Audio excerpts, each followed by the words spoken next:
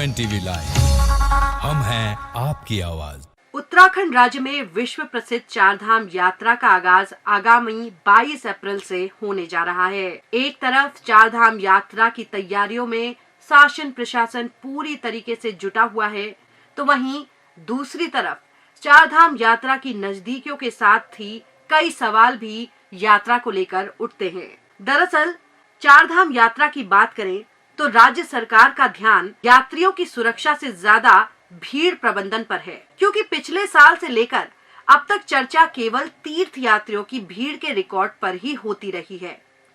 उसी भीड़ को सरकार अपनी सबसे बड़ी उपलब्धि के रूप में प्रचारित भी करती है, लेकिन गत वर्ष चारों हिमालयी धामों में यानी कि केदारनाथ, यमुनोत्री, गंगोत्री और बद्रीनाथ धाम की आमद के रिकॉर्ड के साथ ही यात्रियों की मौतों का आंकड़ा भी टूटा था, जिस पर किसी भी स्तर पर चर्चा शून्य रही।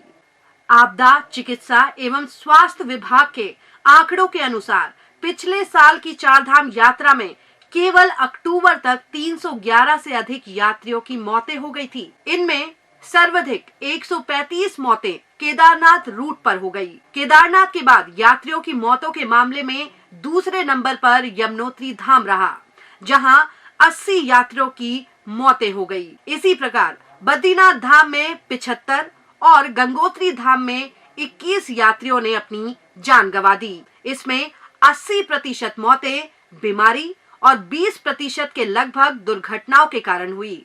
बीमारी में भी सर्वाधिक मौतें हार्ट अटैक से दर्ज हुई हैं। यात्रा के शुरुआती 27 दिनों में ही 108 यात्री अपनी जानें गंवा चुके थे।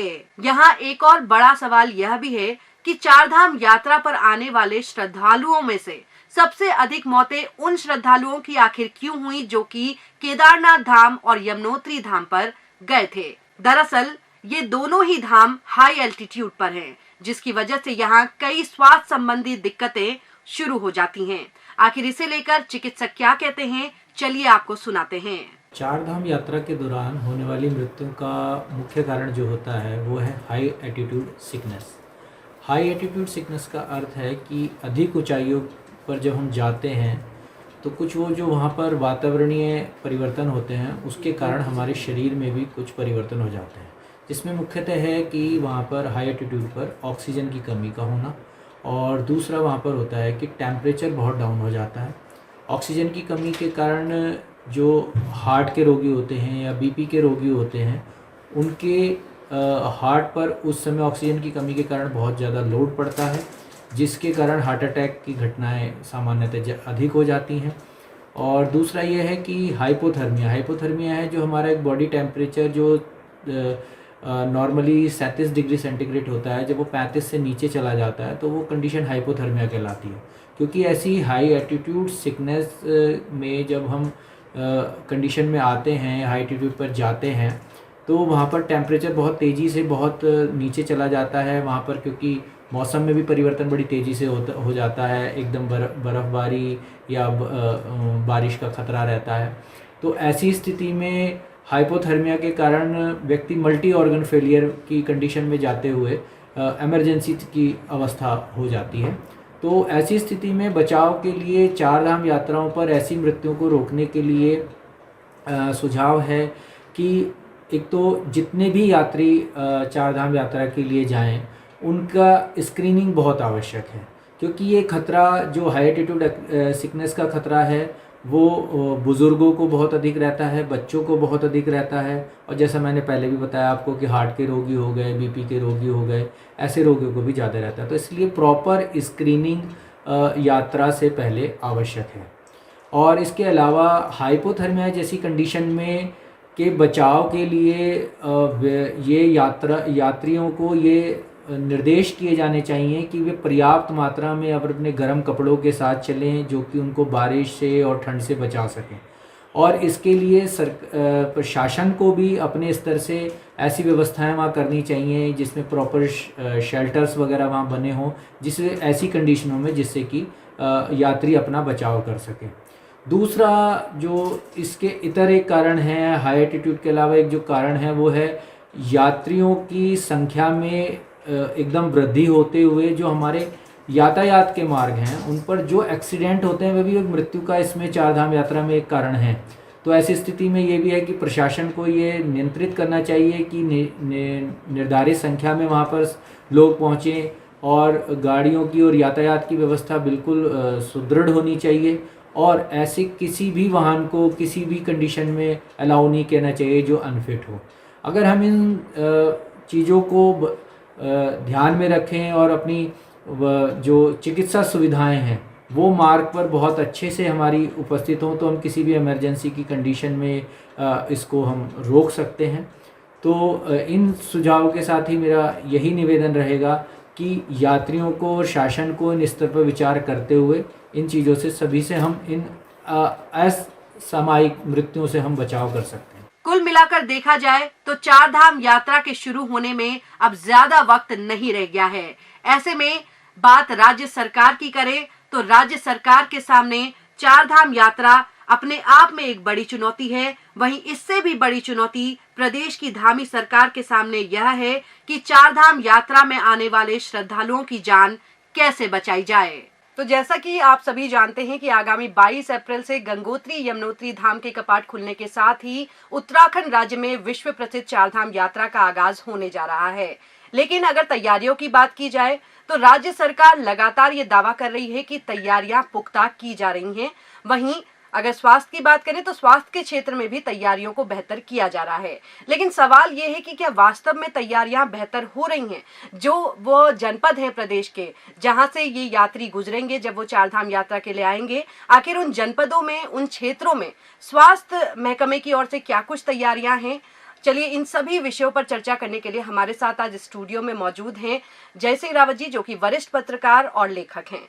सर, जैसा कि चार धाम यात्रा अब करीब है, सरकार लगातार दावे कर रही है कि व्यवस्थाएं पुख्ता की जा रही हैं, लेकिन सबसे बड़ा सवाल यह है कि पिछले साल की अगर हम बात करें, जिस तरीके से चार धाम यात्रा के दौरान 311 यात्रियों की मौत का आंकड़ा सामने आया है, ऐसे में ये एक बहुत बड़ी चुनौती है कि इस बार यात्रा के लिए सरकार क्या व्यवस्था कर रही है। विशेषकर अगर हम स्वास्थ्य के क्षेत्र की बात करें तो क्या लगता है, और इसकी भी उम्मीद की जा रही है कि लोग इस बार ज्यादा संख्या में पहुंचेंगे, तो क्या लगता है कि सरकार की क्या कुछ तैयारी, और जो तैयारी है क्या वो काफी है यात्रा के लिहाज से? देखिए, पिछले साल जो चारधाम यात्रा पर तो जो भीड़ थी वो असाधारण थी।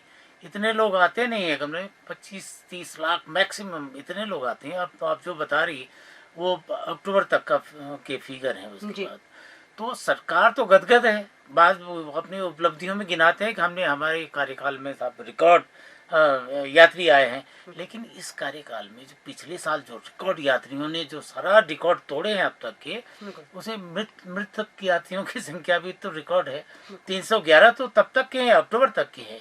ये शायद 350 को भी क्रॉस कर रहे हैं, इससे ज़्यादा कर रहे हैं। तो यात्रियों के मरने का भी रिकॉर्ड है। और अभी तक आप जो दिख रहा है, आप क्राउड मैनेजमेंट के हिसाब से वो करना भी आपका काम है, बहुत ज़रूरी है, उसको भी ज़रूरी है। लेकिन इस दिशा में, क्योंकि जब आप वो बात छिपाएंगे, बार बार मरने वाली बात तो उठा ही नहीं रहे, इसका मतलब आप उसके लिए प्रिपेयर नहीं है। अभी हमने सीएमओ का रुद्रप्रयाग का बयान सुना है, वो कहते हैं हमको 17 डॉक्टर चाहिए, और 17 में से एक डॉक्टर है वो आपको हार्ट का भी चाहिए। अब हार्ट का तो पूरे जो कार्डियोलॉजिस्ट केवल उत्तराखंड में सरकार के पास केवल एक कार्डियोलॉजिस्ट है, वो डून मेडिकल यूनिवर्सिटी में है।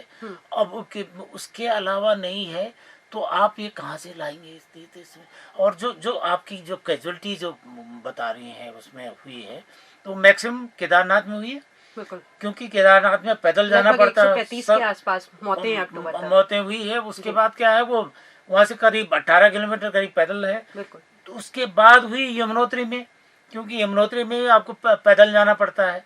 तो इसका मतलब एक तो पैदल है, दूसरी चढ़ाई है, लोगों को सांस फूलता है, हार्ट अटैक हो जाता है। तो वहाँ पर आपको पुख्ता इंतजाम करने की जरूरत है। अभी तक आपने किया नहीं। मैं आज देख रहा था, कहीं पढ़ रहा था, वो कह रहे साहब हम कार्डियोलॉजी का ट्रेनिंग, ऐसा ट्रेनिंग देंगे डॉक्टर। अरे आपने मजाक समझ रखा है। वो एक बहुत बड़ी विधा है कार्डियोलॉजी, उसको ऐसे 5-7 दिन में। अब उसकी ट्रेनिंग भी आपने देनी थी, तो कब देनी है? वो तो यात्रा तो शुरू होने वाली है, वो भी नहीं है। बिल्कुल सर, तो एक और क्या- चीज पूछूंगी, इन यात्रा मार्गों में अक्सर सड़क दुर्घटनाएं भी होती हैं जिसकी वजह से भी कई मौतें हो जाती हैं, और इसमें जो अहम किरदार निभाते हैं वो होते हैं हमारे ट्रॉमा सेंटर्स। अगर ट्रॉमा सेंटर्स की बात कर ली जाए तो ट्रॉमा सेंटर्स की क्या स्थिति है? ट्रॉमा सेंटर अपने आप में ट्रॉमा में है। आपका जितने भी आपने 13 सेंटर बोले, कुछ जिलों में तो नहीं है, जी। टीडी में नहीं है, जी। आपका रुद्रप्रयाग में नहीं है। बताओ, जहाँ इतनी बड़ी कैजुअलिटीज होती है वहाँ ट्रॉमा सेंटर नहीं है। जी।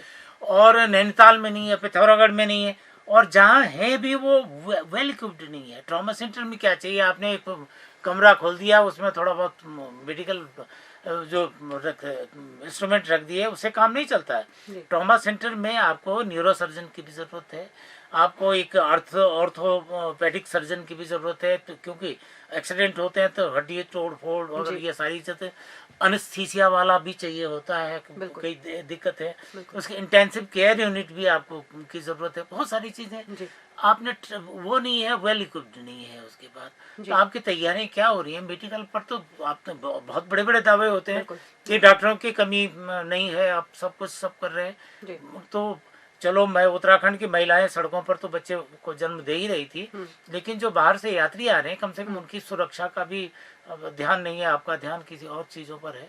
चिंता का विषय। सर, ये मेरा आखिरी सवाल रहेगा, जैसा कि आपने बताया कि स्वास्थ्य व्यवस्था की क्या हालात है हमारे प्रदेश में, और चार धाम यात्रा जब इतनी करीब है और एक तरफ दावे हो रहे हैं और दूसरी तरफ ये दावा भी हो रहा है कि इस बार पिछले साल से भी ज्यादा श्रद्धालु पहुंचेंगे चार धाम यात्रा पर, ऐसे में ये सबसे बड़ा सवाल है कि अगर श्रद्धालु ज्यादा पहुंचेंगे तो क्या ये भी हम मानकर चलें कि इस बार मौतें भी अधिक होंगी, क्योंकि व्यवस्थाएं क्या हैं ये तो आप बता ही चुके हैं।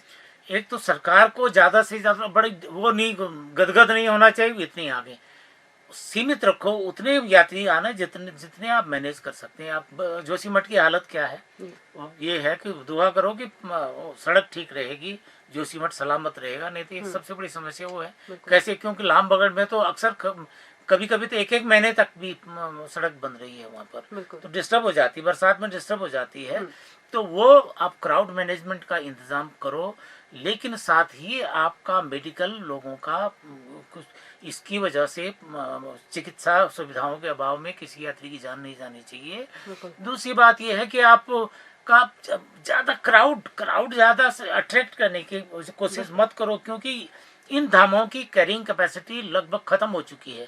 सारे के सारे धाम, गंगोत्री, आपने यमुनोत्री, बद्रीनाथ, केदारनाथ, सबकी कैरिंग कैपेसिटी एडजस्ट कर चुकी है, और इसमें ज़्यादा यात्रियों को बुलाना, और खासकर जो जाते हैं, आप समझिए ग्लोबल वार्मिंग आपने सुनी है, एक लोकल वार्मिंग होती है। अब आप जो है ना, ये रिसीड हमारे ग्लेशियर कर रहे हैं, क्यों कर रहे हैं, क्योंकि आपका बिल्कुल सतोपंथ की जड़ तक, बद्रीनाथ तक आपके हजारों गाड़ियाँ रोज 500-600 हजारों गाड़ियां जाती हैं, रोज जा रही हैं। वही आपके गंगोत्री के बिल्कुल उसके तक जाती है, तो गोमुख वहाँ से नजदीक है, तो गाड़ियां उतनी नजदीक जाएंगी, जितनी ज्यादा जाएंगी तो आपको पहाड़ों में गाड़ियां चलती हैं तो किसे फोर्थ गियर, उसमें फर्स्ट सेकंड गियर में चलती हैं, है ना, स्पीड कम होती है तो क्या है, फ्यूल ज्यादा लगता है, इमिशन ज्यादा, कार्बन का ज्यादा होता है, वो तो उस वजह से क्या कहते हैं, पॉल्यूशन भी ज्यादा होता है। तो वो सारी चीजें सरकार का जितना लिमिटेड करो, उसको जितना आप मैनेज कर सकते हो उतना करो, ताकि यात्रा सुरक्षित रहे, सुखद रहे, और लोगों की मनोकामनाएं पूरी हो जाए। बिल्कुल। तो जैसा कि आपने जय सिंह रावत जी को सुना कि क्या कुछ चुनौतियां अभी भी हैं सरकार के सामने, और अगर हम स्वास्थ्य के क्षेत्र की बात करें तो अभी भी सरकार के सामने स्वास्थ्य के क्षेत्र में बड़ी चुनौतियां हैं। जैसा कि रावत जी ने सीधे तौर पर बताया कि क्या कुछ हालात हैं, ट्रॉमा सेंटरों की भारी कमी है। कार्डियोलॉजिस्ट की अगर हम बात कर लें तो पूरे प्रदेश में सिर्फ मात्र एक कार्डियोलॉजिस्ट है जो कि दून मेडिकल कॉलेज में है। तो अब आप अंदाजा लगाइए कि चार धाम यात्रा करीब है, ऐसे में क्या कुछ व्यवस्थाएं हो रही हैं, और अभी भी बहुत देरी नहीं हुई है, अभी भी समय है। सरकार चाहे तो इन व्यवस्था को और दुरुस्त समय रहते कर सकती है। आपको हमारी ये चर्चा कैसी लगी, हमें लाइक कमेंट करके जरूर बताइएगा। नमस्कार।